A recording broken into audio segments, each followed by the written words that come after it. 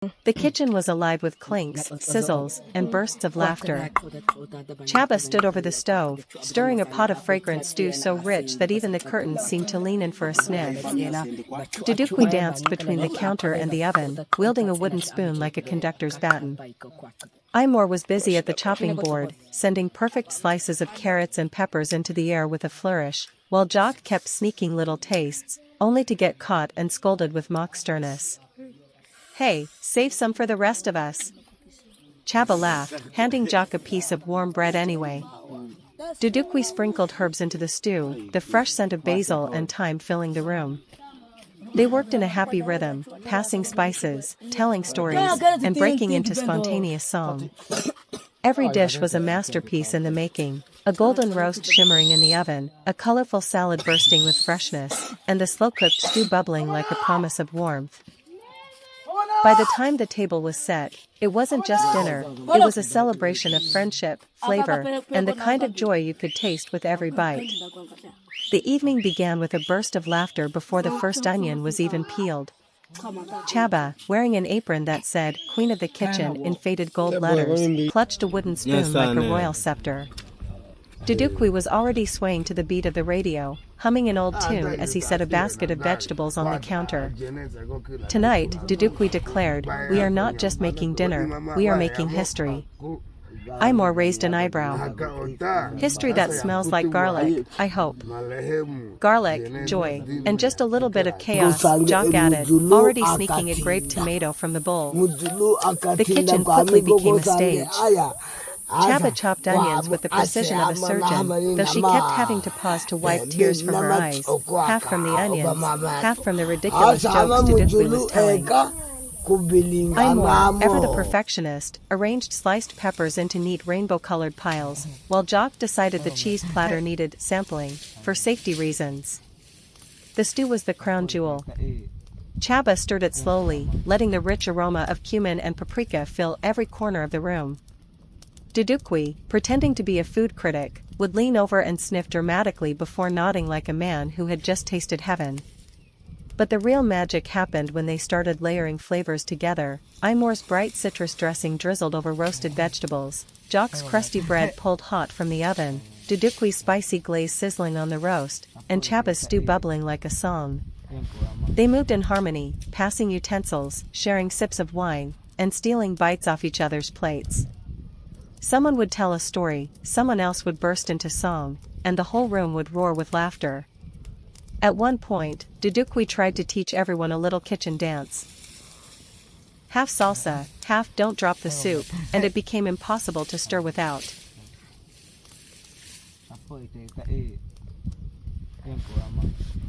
Hadzabe music, the ancient soundtrack of survival, spirit, and community. The Hadzabe people of northern Tanzania are one of the last remaining hunter-gatherer tribes in the world. Living near Lake Eyasi, they maintain a way of life that has remained largely unchanged for thousands of years.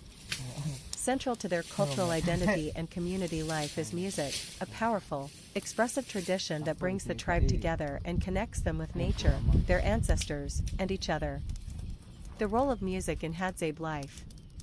For the Hadzabe, music is not a separate art form, it's woven into daily life. Unlike modern societies where music may be confined to concerts, recordings, or entertainment venues, Hadzabe music is functional, spiritual, and communal. It is not performed in the conventional sense, it is experienced and lived, often spontaneously. Music is used for celebration, after a successful hunt or community gathering. Storytelling. Passing down tribal stories, myths, and history through song. Rituals and ceremonies, including rites of passage, healing dances, initiation, and weddings. Bonding and play, around the campfire in the evening, singing, clapping, and dancing. Spiritual connection, songs are often directed toward spirits of the forest, ancestors, or used in rainmaking rituals. Instruments, rhythm from the earth. Most Hadzabe music is vocal and percussive, made using the body and natural instruments. Instruments are few but deeply symbolic and effective. Drums, often crafted from hollowed logs and animal skins. Used for rhythm in group dances and ceremonies. Gourds and shakers, filled with seeds or pebbles to create percussive textures. Hand clapping and body stomping, a fundamental part of rhythm making, often performed by everyone present. Wooden flutes and bows, rare but used occasionally for melodic lines, sometimes mimicking bird calls or forest sounds. Despite the simplicity of tools, the music is rich, layered, and emotionally resonant, creating an immersive experience that resonates through the open bush. Music as oral tradition and education. In the absence of written language or recorded archives, music is the Hadzabe's living memory. Songs serve as oral textbooks, teaching how to track animals, what plants are edible or medicinal, tribal history and legends, behavioral codes and social expectations. Children learn by watching and participating, absorbing rhythm, language, and cultural meaning from a young age. This ensures that traditional knowledge is passed from one generation to the next in an engaging and unforgettable way. Dance, the movement of spirit and joy. Hadzabe music is almost always accompanied by dance. It is not choreographed but rather intuitive, flowing with the rhythm of the drums and the song. Dance reinforces unity. Everyone joins in, elders, women, children. Energy release. After a long hunt or ceremony. Spiritual engagement, used in trance or healing rituals. The atmosphere during. Dental click, similar to tisk tisk, disapproval sound. Lateral click, like urging a horse to move, tisk tsk, but more side tongue.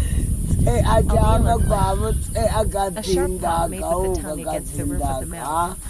Palatal click, a more complex, tongue-curling sound. These clicks are fully integrated into words and names, not added for emphasis or rhythm.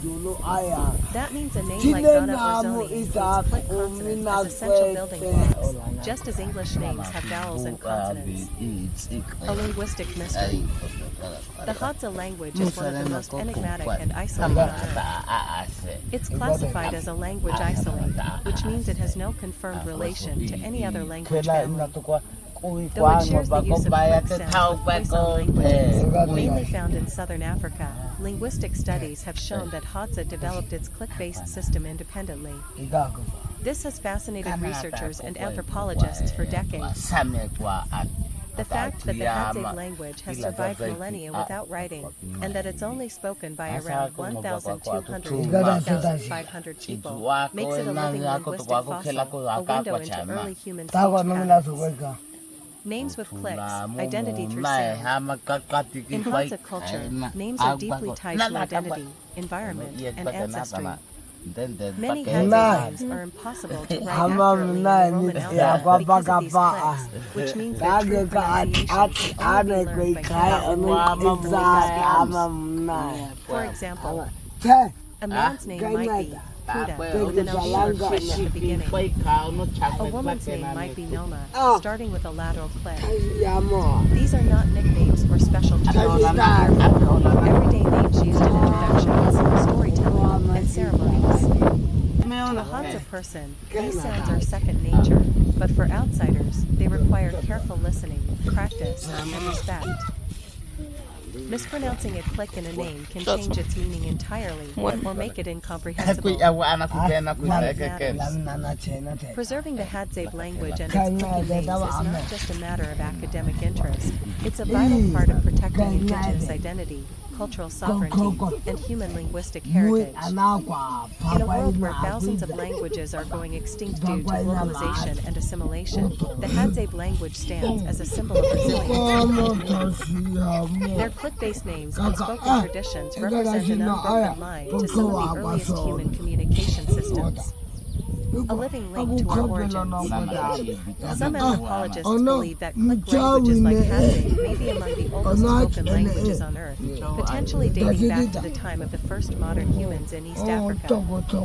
That makes every name, every conversation, and every Hadzabe story told in their native language a living echo of our human roots.